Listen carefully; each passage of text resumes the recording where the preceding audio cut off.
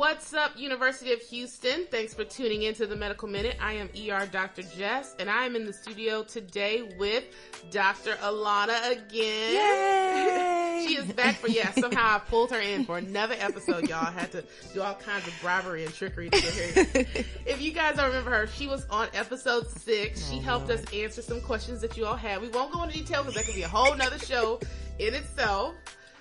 But yeah, she was on episode 6. She helped us answer some of the questions that you guys had in my direct message boxes on my social media pages, and she is back again. For those of you who have not been fortunate enough to meet Dr. Alana or have been introduced to all the wisdom that she holds, Dr. Alana is an internationally recognized board-certified psychiatrist that specializes in the diagnosis and treatment of complex psych trauma in addition to other mental health conditions. So welcome back to the show, Dr. Alana. We missed you. Hey, I missed you too. I couldn't wait to come back. We just had to move some stuff around. That's all. It's Yeah, I stole her away for the day from her activities so she could come help me talk about some of the topics that we have for today.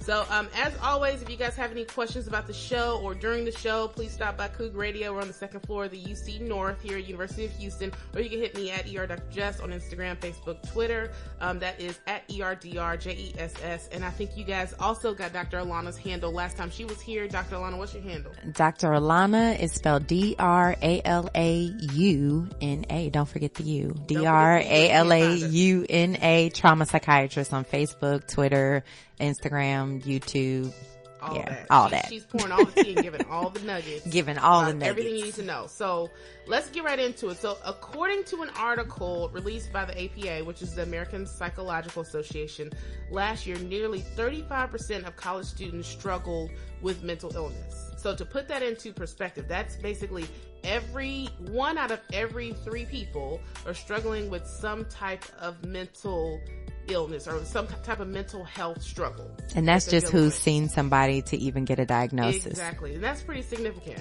Yeah, it's more than that. Right. It probably realistically, it's more than that. Yeah, for college students. So I'm not sure if as a society we are becoming more, mental health conscious, or if we are having more mental health issues leading to a climb in the number of people in general that are reporting having issues with their mental health. But, obviously that number is rising, and it's definitely becoming more prevalent. So what are your thoughts about that, Dr. Alana? I think we've always had emotional struggles. We're learning to recognize them and to actually categorize them and study them. I think in some ways that's been helpful, in some ways maybe harmful, because it gives people labels for what's going on biologically without a full understanding of how that translates to your psychology. So, but secondarily, I do think that we're talking about emotions and mental health more. And I think that that's essential to us actually getting well, because we haven't had enough discussions about emotions and how they drive a lot of our behaviors. Right. Yeah. So I'm glad. I'm thankful for this time, because 10 years ago when I became, more than 10 years ago when I became a psychiatrist, people would go, "Oh, you're a psychiatrist?" They're like, "Oh Lord, I don't want to talk to you." They run away. Now I'm like, "Oh, I'm a trauma psychiatrist." They're like, "Oh, it all started when." I'm like, "Oh, wait, hold on, not right now." So, I'm at the grocery store. Yeah. I just want to pick my kids up from school. And people are pulling up on your couch, right? Yeah. So it's important that we talk about it. I'm glad that we're getting more awareness. Do you think that a lot of this is my opinion, and I'll see what your thoughts are. I think a lot of the social issues in terms of the gun violence and the mass shootings have really opened up a discussion about mental health. Sure. Because they are attributing these shootings to it. They're saying people with mental health issues are getting access to these guns, and then are of course wreaking havoc on the community and with all these different mass shootings. And I think that may be one of the reasons why people are a lot more open and a lot more interested in talking about this. I don't know if it's because that makes this is easier than talking about the guns themselves. Yeah. Or not. Yeah. So, I think it's interesting because we make this false separation between quote people with mental illness and people who haven't been diagnosed with mental illness. statistically, people who are diagnosed with mental illness are more of a danger to themselves than other people. And only because we're having these extreme outbursts of violence are we starting to ask the questions about, oh, that extreme outburst of violence, that must mean mental illness. We haven't been thinking about all these other extreme bursts of violence that we categorize as criminal for a very long period of time when they were in different populations. But now that we're seeing them across all demographics, we're going, whoa, what's wrong with people? Maybe these extreme acts of violence could be emotional distress or some sort of mental illness. So, I know for me, I don't really abide by the idea that, that people, like some people have mental illness and some people don't. I think actually everyone has experienced psychological trauma and traumatizing circumstances that affect the way that they, their perspective on the world and how they view and interpret things. And that actually programs your biological systems in your brain. Some specifically that I talk about, I try to help people understand like what your amygdala is doing. Your amygdala is the part of your brain that creates the sensations in your body, your feelings, your, you know, and they're powerful, right? Like if I'm feeling something, it kind of will take over your body. If you're feeling frightened, you're going to, you know, do things differently than if you're feeling calm or peaceful. So if we don't even understand that that's coming out of our own brains, we think other people make us feel certain. Exactly. Right. So I think a lot of our problem is that we don't understand how this mind, body, spirit thing works, like how our animal, I guess, is designed. And that makes it so that when people are experiencing emotional pain, frustration, traumatic experiences, reactivity, we're all like, what's wrong with them? Well, let's look at actually their life and the circumstances that are going on and figure out how is their biology driving the bus. And I have some questions, but I have to ask you a quick question about something that you just said. Do you, and we're going to get to this, I promise. Yeah. We're not going to run out of time like we did last time. We tend to have yes, we will. I know, we tend to run out of time when we're together. But do you think the amount of trauma that someone suffers throughout their development, like their childhood and their young adulthood, directly correlates to the mental health issue or the absolutely? And so you think it's like actually you have it like well proven. I can't quantify it, right? You can't really quantify it. But they sort of do, like adverse childhood experiences or ACEs, ACEs. So examples of ACEs are witnessing domestic violence in the home, having a family member that has mental illness, having a family member that's dealing with, or loved one who's dealing with addictions, loss of an important character in that child's life, verbal abuse. A lot of people have actually experienced verbal abuse and invalidation within their loving family structure, but because of belief systems, because of religion, because of, you know, culture stuff, because of various ways of thinking, they're experiencing a lot of pain just walking around being themselves and being told that they should be something other than what they feel like on the inside or whatever else. You know, there's a lot of psychological pain. So when you start adding those things up, they have shown that the more and more adverse experiences that you have in earlier in life, it leads to not only more likely to have mental health outcomes like depression, anxiety, PTSD, panic attacks, addiction problems. It also increases your risk for health problems like lung disease, asthma, cancer, heart disease, diabetes, obesity, so on and so, eating disorders. So there's this direct link between how you're experiencing life psychologically, and it's like we have these blinders on about how it impacts the way people operate themselves. Yeah, and I think a lot of people, like you said, this is the education, right? A lot of people, those ACEs, a lot of people don't know that they've experienced trauma, right? Throughout divorce, that's another one. Yeah. Sorry, just yeah. I mean, a lot of people don't realize they're experiencing trauma, or they've experienced trauma, right? And they haven't dealt with it, digested it, and they're just kind of going throughout. Yeah, we block it out. We have a tendency to kind of bury it. It's stuff that we don't like to think about or talk about, and emotions very much shape the way that you remember any experience. So you also have a skew on your not only in real time do your emotions skew how you perceive the world, but there's also a skew on the memories of those things. So a lot of times people, when they start working with me, they get this flood of stuff because they start realizing like, ooh, that was traumatic. That was traumatic. Like, yes, it was. So let's process it, because the more that we process it and talk about it and deal with it and can integrate those traumas into our story, but recognize like, wait a minute, they were very painful. They hurt. I don't like to talk or think about them. However, they've made me who I am, and I can use them to do what? You know, I can rewrite the story of what I tell myself about those things and what I believe, how they're affecting me, because that's where depression and anxiety and insomnia, a lot of those things are connected to buried stuff that we haven't actually processed. Okay.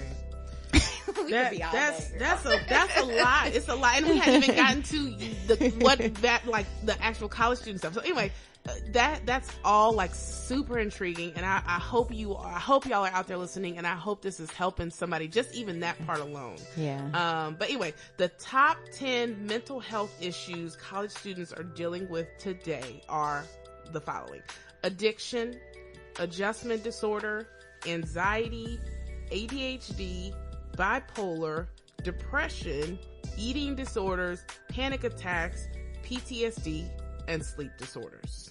Yeah. That's a lot. That's pretty much all. I'm a trauma psychiatrist. That's what I do. The number one thing on that list is depression. So let's dive into that, Dr. Alana. Why do you think that the prevalence of, I guess, college students that are dealing with depression has increased? I know we talked about, definitely mental health issues are being more talked about and more frequently discussed than they were in the past, like when we were in college.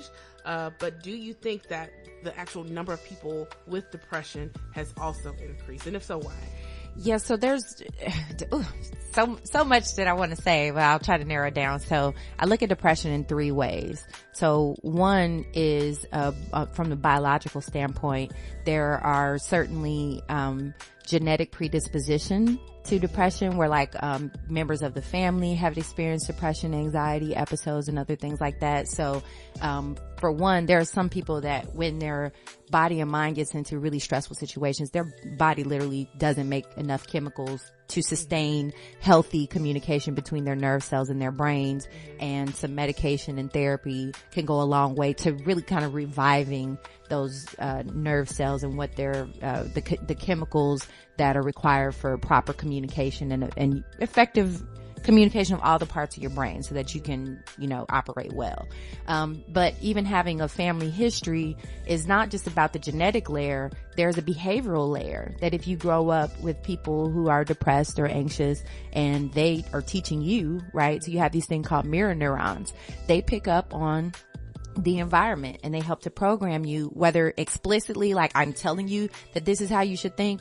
Oh, a depressed parent may be like, man, the whole world's out to get you. It's so hard, and they may talk about and say depressed things. Well, you're a child, you're soaking up that information and that worldview, and that shapes the way that you may approach the world. So there's also a layer of just like in our eating habits, there's a layer of, yes, there's family, genetics and body habitus, but there's also reasons why that may be and why the behavior, right, the social aspect, dietary aspects, exercise aspects. So we pick up a lot of those learned behaviors and they filter to us. I'd say trauma rolls downhill. So like the stuff that your parents teach you also has a layer of processing in your own thinking. So like they're bringing their trauma baggage and right, rolling it into your psyche, your mental. Exactly. Gotcha. So how you every person operates in an invisible bubble of perception. It's like a spacesuit. You can only process what your brain can show you and what your body can let you feel. So, when you're in that relatively disconnected state and your body is generating all of these signals and stuff, especially when do we talk about emotions? School? Television? Where do we see people actually demonstrating emotional recognition and, communication? It's nowhere. It's not even in our class. Like, even for me, I would say we had a lot of classes about what to do to be psychiatrists, but we actually were not having conversations about what are you feeling? What are your emotions? How are they affecting you? Are you feeling angry, sad, jealous, depressed, happy, guilty, embarrassed? What are these words? Right. And what you'll find is that even when you go to experts, we are good at talking about circumstances. We're not great at putting words on what are the emotions that are driving this. What's your amygdala doing? You know, what are you actually feeling? Because a lot of people's depression is their mind is very programmed to look with a narrowed view at their life, and you can't see any way for it to be different than what it is, right? And that can also, if you think that way long enough, that also can have a chemical effect in your body. But that's also why things like therapy and counseling are really important, not just with your friends or family or other people, because that can kind of come back to you. And a lot of times they're going to tell you something to make you feel better. But for someone who can help you look at it with objectivity and step back. So I use an acronym called Descriptive, Objective, Non-Judgmental, and Effective Thinking, DONE thinking. So when you're thinking of something through a lens of depression or anxiety, it's, you know, I call it, toxic thinking, terrorizing, oppressing, extreme, intense, and chaotic. Because when your mind is in depression and anxiety, your thoughts are all over the place, or they may feel very sluggish or draggy. And it's almost like you're trying to slog through mud mentally. So that can be a challenge for that person to process things in a way outside of their own perspective. But having someone to talk to that's skilled at doing that, and that's their main job, is to help you recalibrate, that can really help break out of some of that depressive thinking and so on and so forth. So, and I 100% agree.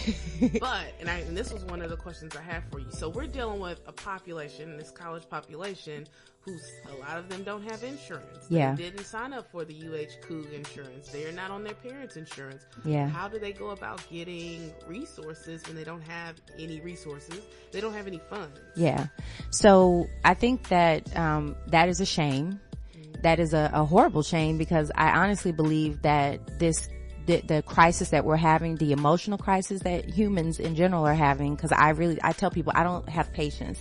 I just see people who have never been taught how powerful their thoughts are, how powerful your emotions are to move you around and to affect your decision making, and how creative all of us are in terms of we're spiritual beings having a human experience.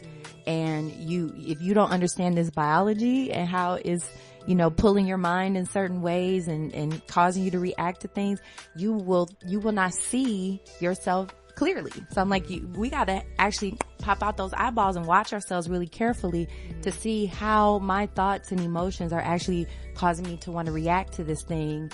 And what am I telling myself about it? Because human beliefs are powerful, and whatever we believe, that's the space that we start from.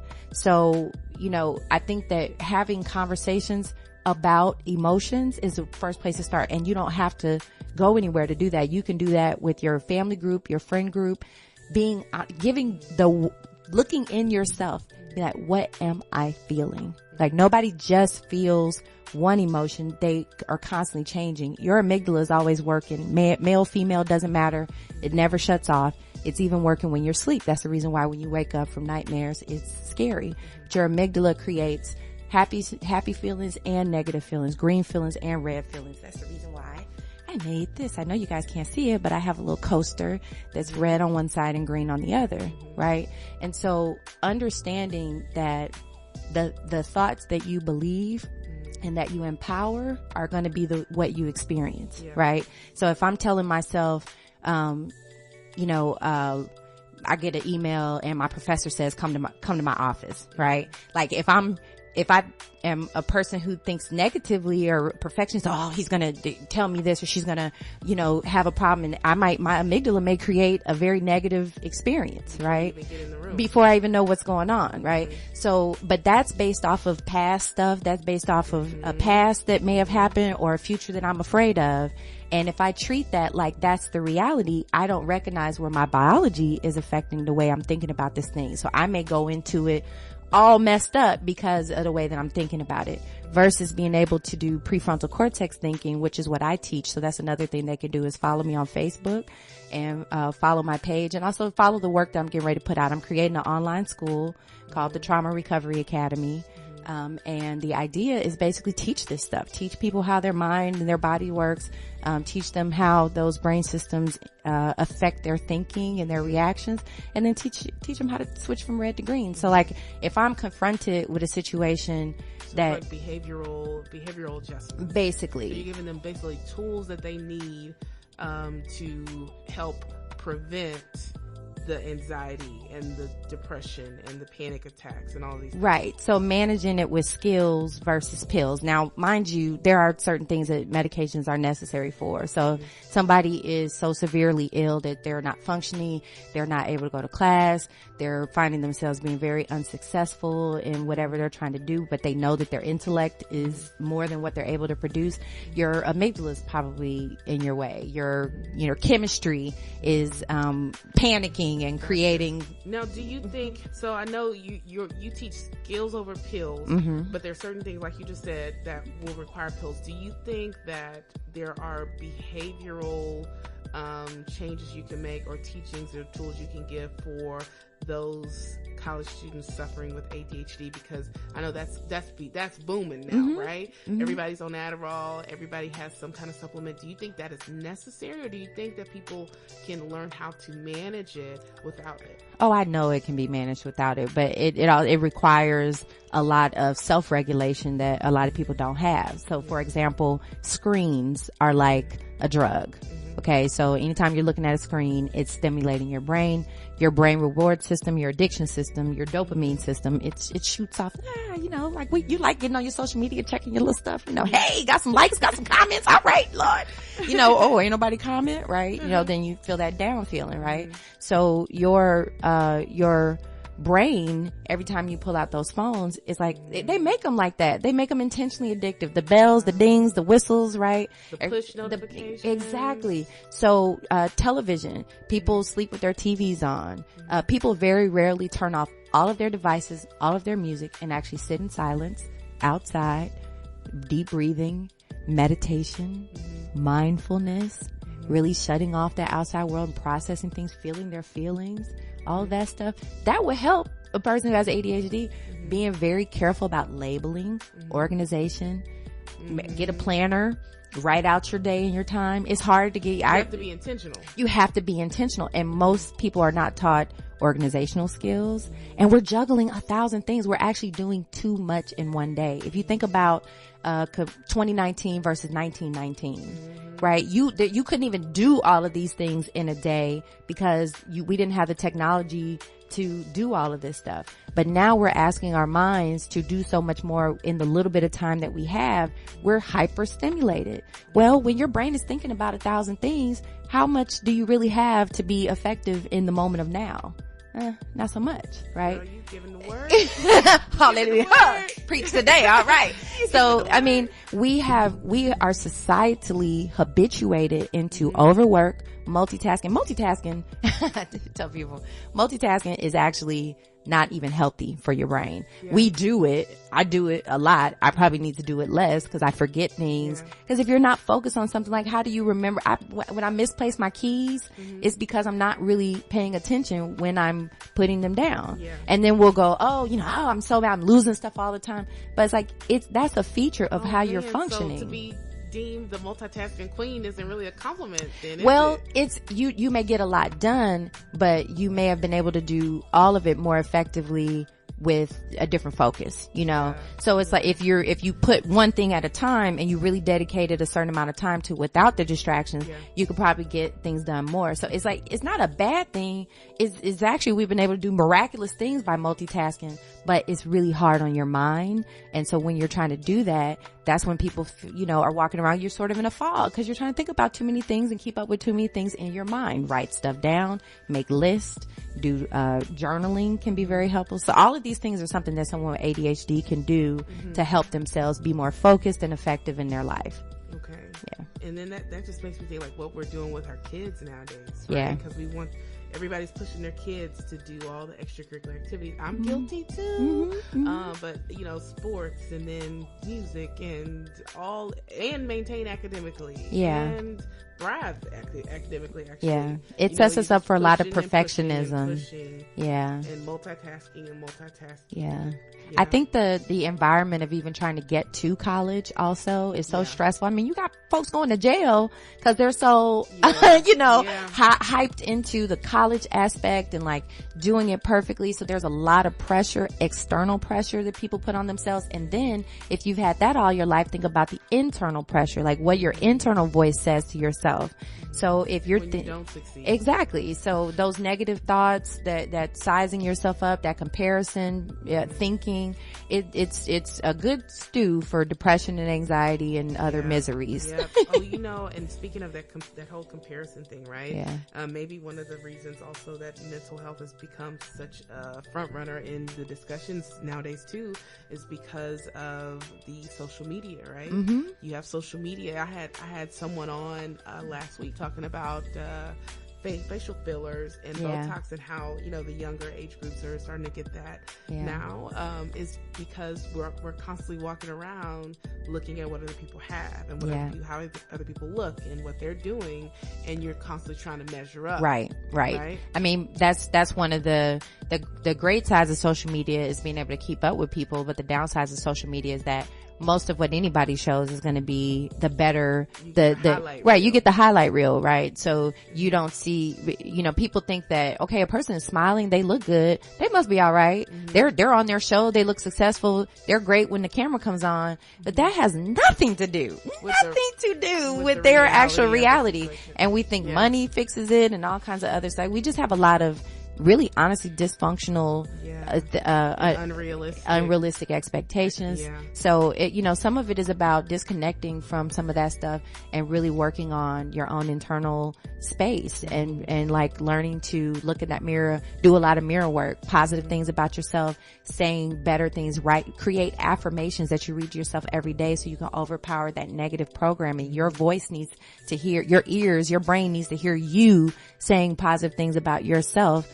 And focusing more on the green side of things. It doesn't make it just go away poof, but with like I tell people it's like doing mental push-ups, like doing that work to make yourself believe more in the green things that you can do. Positive affirmations to yourself are like doing the mental push-ups. Absolutely. It's like, taking people, it frustrates me in part because I'm like, if we knew that we had more control over our thoughts and that these type of things would actually rewrite that programming for us, everybody would be doing it. But we have never been taught how powerful our minds are to create our internal experience. So then it becomes, well, what do? I take a pill, I drink, I drug, I do other stuff. I was about to say something else. I forgot we on daytime radio. But they know what I'm talking about. They heard the last one. So, it's people are really in distress. And so you look for like, what can I do on the outside to be able to fix that? I'm like skills, understanding how your brain works and how to, it's not something outside of you that's happening. If you switch up how you're thinking about something and really find a shared reality, an empathetic reality that's actually connected to what's going on in this other person that even has them saying these things to me or doing these things to me, and what's going on in me that's got me reacting back, there's a lot of room that all of us could grow. 100%. Yeah. As far as the growth part. Absolutely. Yeah. I think a lot of us don't know we need to grow. Well, touche. Yeah, that's another part. Now we know. But I think, I think it's so cool. Like, big radio stations like, 93.7 The Beat with Charlamagne and The Breakfast Club. Right. That's what I'm talking about. The Charlamagne has really taken time to identify like, hey, I've suffered trauma. Yeah. We're all suffering trauma in our community, and especially within our community, we suppress it. Right. Right. Right. And, he focuses that a lot about that on the show and his social media. Yeah. He's bringing in people who are like a lot of what you're talking about, right? Someone who's giving people tools on how to deal with anxiety, how to deal with depression, how to deal with panic attacks. You know, for those of you suffering through it, it's not always about pills. Yeah. Right. And I think they had a whole meditation session on one of his Instagram posts, which I thought was amazing. Anxiety. So you just gave us some tools for the ADHD. I really want to talk about anxiety, especially as, you know, midterms have kind of come around and we've gotten our scores back. We kind of got our grades and we're going into finals here next month, right? And I know a lot of people are getting anxious. Yeah. So what can we do if, you know, those of us without resources, we don't have any prescriptions. Okay. But we have anxiety. All right. So one thing that you can do if you're having a panic attack or anxiety that's hitting to the point where you're like, this is changing my function. We would call it a panic attack, but not everybody has that language for it. It's when you're sweating, when you're, you can't focus. You may feel like you have to get up or walk around. You may feel like you need to lay down. You might have stomach upset. You might feel nauseous, breathing fast, any of those kind of things. Like that's indicative of a panic attack. You may even feel like you're having chest pain, or feel like your breath is tight and like, you know, stuck in your chest. Panic attacks really can feel life-threatening. So one thing to remember before I tell you this is that your brain has the most concentration of your nerve cells, but your stomach has the next. Like your gut, your GI tract has the next most innervated part of your body. So that's the reason why anxiety comes out a lot in upset stomach, diarrhea, constipation, irritable bowel syndrome, those type of things, because those nerves are firing just you know, all over the place as the brain and the amygdala and some of these other primitive systems are firing when you're feeling anxiety. So a panic attack is basically an amygdala driven overpowering of your body. Like the primitive brain has hijacked your body and now you have to process. So I use an example of like someone who's experienced assault before, just generally physically assaulted, right? They may go into, you know, Target in the middle of the night or go into Target whenever to do their shopping. And so you have a RAS, your reticular activating system. Your RAS is the same thing that, you know, like if you want a car, all of a sudden you see that car start popping up all over the road. You're like, hey, Lord, there's my car. I must need that car. That's your RAS. It's like a filter. So your filter is also programmed by traumatic experiences. You're walking through the store, your brain in the background notices somebody over there that kind of looks like the perpetrator, maybe. You know, you just see a shadow. Your amygdala starts generating the anxiety consistent with I'm in danger, somebody's going to attack me, and recreating that negative experience you had before.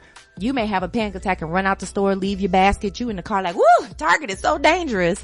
And you don't ever realize the difference between your primitive brain giving you that perception of things versus what actually happened in reality. So one thing that people can do is hold ice. Ice holding, you just grab a handful of ice, you grab it out of a cup, go through the drive-thru, go in the bathroom, ask for some in the ice machine, go to a restaurant, whatever, grab you some ice. It's usually free, right? No resources. So we try to come up with something. There you go. So you focus on that ice and you put it in your hands and you go somewhere where it can drip because it's going to melt, and you move it around in your hands. Use all 5 of your senses.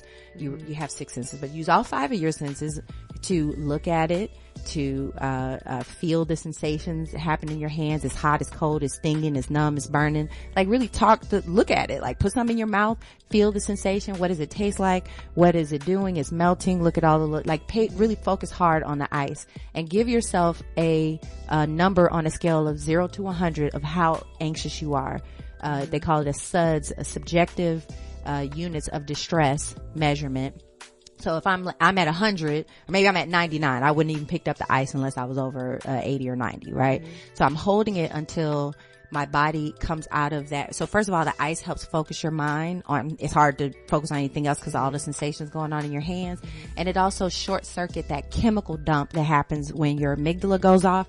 Also adrenaline and cortisol and other hormones get dumped in your body, and that's what extends panic attacks and anxiety attacks. So that ice helps to really kind of knock your body out of that circuit where you're just spinning, and helps you calm down. And once you get under a 70, you can put the ice down.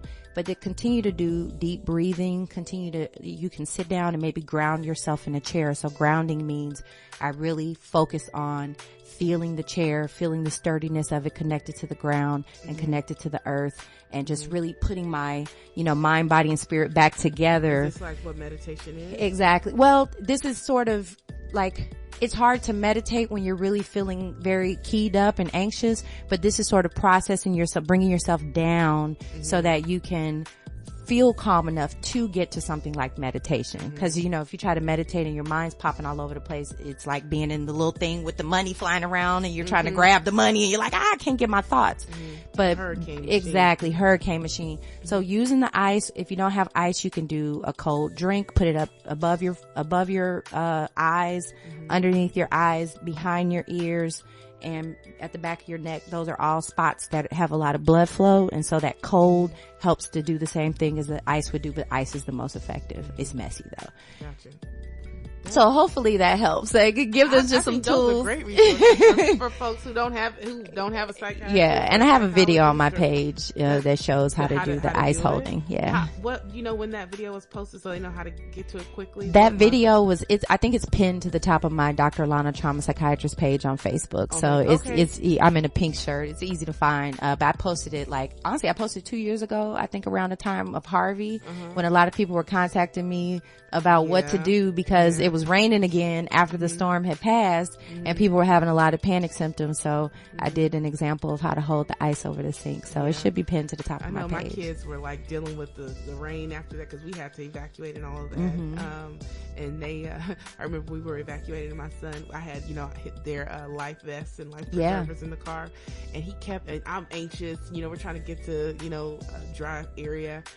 And he's like, Mommy, are we going on vacation? I'm like, no, we're not going on vacation.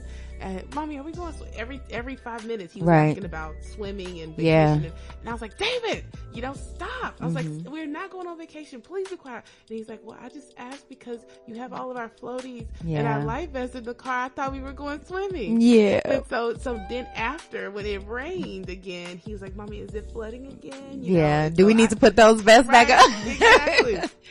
So I can definitely see how, experiencing that particular trauma again, or feeling like it's going to be a trauma. Like you said, you're in Target. Oh my God, Target is so dangerous. Yeah. How your mind puts things together and interprets things is really important. Yeah. So, I mean, at the end of the day, I was upset when I found out that you could break somebody out of panic with ice just as effectively as you could do with something like Xanax. So I'm like, all the addictions and all the issues that people have behind using those medications. And now we got to talk people out of using addictive medications and using more holistic, skillful approaches. In order so we don't have a whole other addiction issue on our hands down the line, right? Self-created. Absolutely. Well, that is our time, Dr. Alana. Thank you so much for joining us on the Medical Minute again. We always love having you. It's always a great pleasure to have you. You give great advice and drop a lot of knowledge and a lot of tea on our coog. So we really thank you. We really appreciate you. And if you guys have any questions for Dr. Alana, feel free to hit her up on her Instagram, Facebook, or Twitter. And you could also look up those resources that she was telling you about on her Facebook, Instagram, or Twitter at Dr. Alana. That's at DRALAUNA. Don't forget the U. And also, don't forget to like, follow, and subscribe. Tune in next week. We will have Dr. Lindsay Dragos on with us, pouring all the tea and giving us the one-on-one on how to get into medical school. For those of you that have been reaching out with your questions, you don't want to miss this episode. So, all right, y'all, stay focused, make good choices, and of course, have a great week.